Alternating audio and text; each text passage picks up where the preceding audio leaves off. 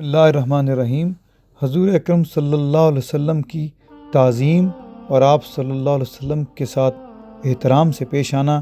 آپ کی زندگی میں بھی اور آپ کی روضہ رسول صلی اللہ علیہ وسلم پر بھی، اس کے بارے میں کیا کہا گیا ہم آج بات کرتے ہیں۔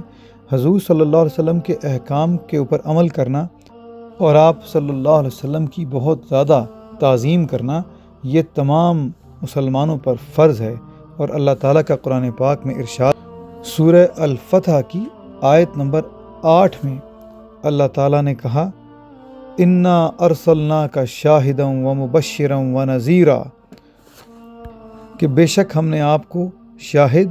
مبشر اور نذیر بنا کر بھیجا۔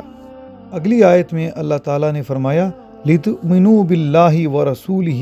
وَتُعَزِّرُوهُ وَتُوَقِّرُوهُ، جس کا ترجمہ یہ ہے کہ تاکہ لوگ حضور صلی اللہ علیہ وسلم پر ایمان لے آئیں اور حضور صلی اللہ علیہ وسلم کی تعظیم کریں اور ان کی توقیر کریں۔ اسی طرح اللہ تعالیٰ نے قرآن پاک میں سورہ الحجرات کی آیت نمبر 1 میں کہا، ایھا الذین آمنوا لا تقدموا بین یدی اللہ ورسولہ واتقوا اللہ ان اللہ سمیع علیم، جس کا ترجمہ یوں ہے، اے ایمان والو، اللہ اور اس کے رسول پر سبقت نہ کرو اور اللہ سے ڈرتے رہو، بے شک اللہ تعالیٰ سمیع و علیم ہے، یعنی سننے والا اور جاننے والا ہے۔ سبقت کرنے کا مطلب ہے کہ آگے نکلنے کی کوشش نہ کرو۔ اور اسی صورت کی یعنی الحجرات کی اگلی آیت نمبر 2 میں اللہ تعالیٰ نے کہا، یا ایھا الذین آمنوا لا ترفعوا اصواتکم فوق صوت النبی ولا تجہروا لہ بالقول کجہر بعضکم لبعض ان تحبط اعمالکم وانتم لا تشعرون۔ اس کا ترجمہ یوں ہے، اے ایمان والو، اپنی آوازیں حضور صلی اللہ علیہ وسلم کی آواز کے اوپر بلند نہ کرو اور نہ ہی اس طرح سے اونچا بولو جیسا کہ ایک دوسرے کے ساتھ بات کرتے ہو، کہیں ایسا نہ ہو کہ تمہارے تمام اعمال ضائع ہو جائیں اور تمہیں پتہ بھی نہ چلے۔ اور قرآن پاک میں اللہ تعالیٰ نے سورہ نور کی آیت نمبر 63 یعنی 63 میں کہا، لا تجعلوا دعاء الرسول بینکم کدعاء بعضکم بعضا، جس کا ترجمہ یوں ہے کہ رسول اللہ صلی اللہ علیہ وسلم کے پکارنے کو آپس میں ایسا نہ کہو جیسا کہ تم آپس میں ایک دوسرے کو پکارتے ہو۔ تو یہ جتنی بھی آیتیں ابھی اوپر ہم نے ذکر کیں، یہ اس بات کا اظہار کر رہی ہیں کہ اللہ تعالیٰ نے حضور اکرم صلی اللہ علیہ وسلم کی عزت اور آپ کی توقیر کو لازم کر دیا، اور آپ کے عزت اور احترام کے لیے خصوصی انسٹرکشنز یعنی خصوصی احکامات جاری فرما دیے۔ حضرت عبداللہ بن عباس رضی اللہ تعالیٰ عنہ نے کہا کہ آپ صلی اللہ علیہ وسلم کی تعظیم اور توقیر کرنے کا مطلب ان آیات سے واضح ہے، لیکن انہوں نے کہا کہ اس میں بات یہ ہے کہ تعظیم اور توقیر زیادہ سے زیادہ کی جائے، یعنی کہ اس میں مبالغہ کیا جائے۔ مبالغہ کا مطلب یہ کہ جتنی زیادہ ہو سکے وہ کی جائے۔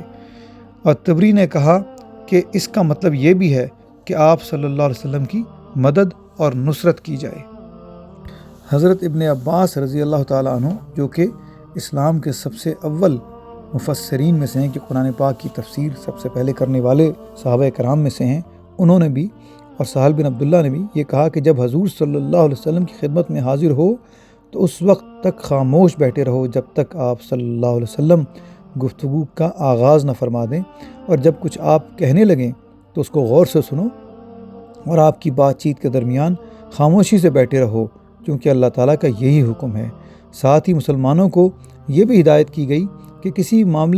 معاملے کے بارے میں فیصلے کا اس وقت تک انتظار کرو جب تک کہ حضور صلی اللہ علیہ وسلم کوئی حکم دے دیں، اور آپ کے فیصلہ آنے سے پہلے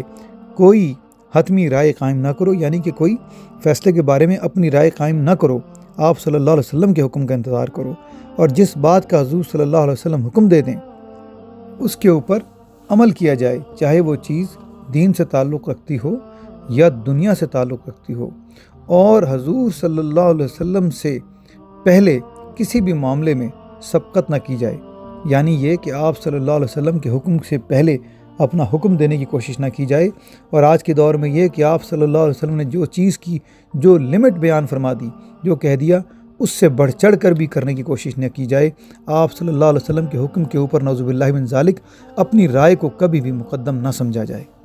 اور ساتھ ساتھ ان آیات میں یہ بات بھی واضح ہو رہی ہے کہ جہاں حضور صلی اللہ علیہ وسلم کے دیے ہوئے حکم پر عمل کرنا بہت ضروری ہے، وہاں پر یہ بھی ہے کہ آپ صلی اللہ علیہ وسلم کے حکم کی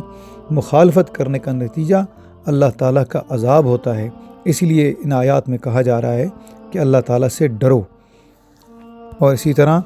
کچھ بزرگ نے فرماتے ہیں کہ حضور صلی اللہ علیہ وسلم کے حق میں کسی کمی اور آپ کے احترام میں کمی کرنے سے ڈرو، کیونکہ اللہ تعالیٰ ہمارے تمام اعمال کو دیکھتا ہے اور اس معاملے میں خصوصاً دیکھتا ہے۔